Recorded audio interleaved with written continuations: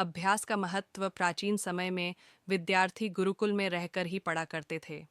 बच्चे को शिक्षा ग्रहण करने के लिए गुरुकुल में भेजा जाता था। बच्चे गुरुकुल में गुरु के सानिध्य में आश्रम की देखभाल किया करते थे और अध्ययन भी किया करते थे। वृद्धराज को भी सभी की तरह गुरुकुल भेज दिया गया। वहाँ आश्रम में अपने साथियों के साथ घुलने मिलने लगा, लेकिन वह पढ़ने में बहुत ही कमज़ोर था। गुरुजी की कोई भी बात उसके बहुत कम समझ में आती थी। इस कारण सभी के बीच वह उपहास का कारण बनता है। उसके सारे साथी अगली कक्षा में चले गए, लेकिन वो आगे नहीं बढ़ पाया। गुरुजी जी ने भी आखिर हार मानकर उसे बोला, बेटा वृद्धराज, मैंने सारे प्रयास करके देख लिए हैं। अब यही उचित होगा कि तुम यहाँ अपना समय बर्बाद मत करो।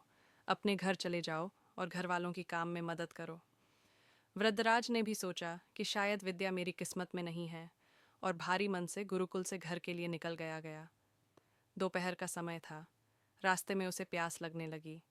इधर उधर देखने पर उसने पाया कि थोड़ी दूर पर ही कुछ महिलाएं कुएं से पानी भर रही थीं।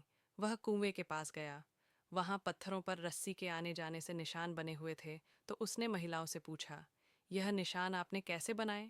तो एक महिला ने जवाब दिया, बेटे, यह निशान हमने नहीं बनाए।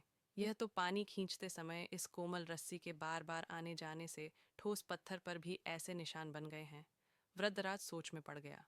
उसने विचार किया कि जब एक कोमल से रस्सी के बार बार आने जाने से एक ठोस पत्थर पर गहरे निशान बन सकते हैं, तो निरंतर अभ्यास से मैं विद्या ग्रहण क्यों नहीं कर सकता।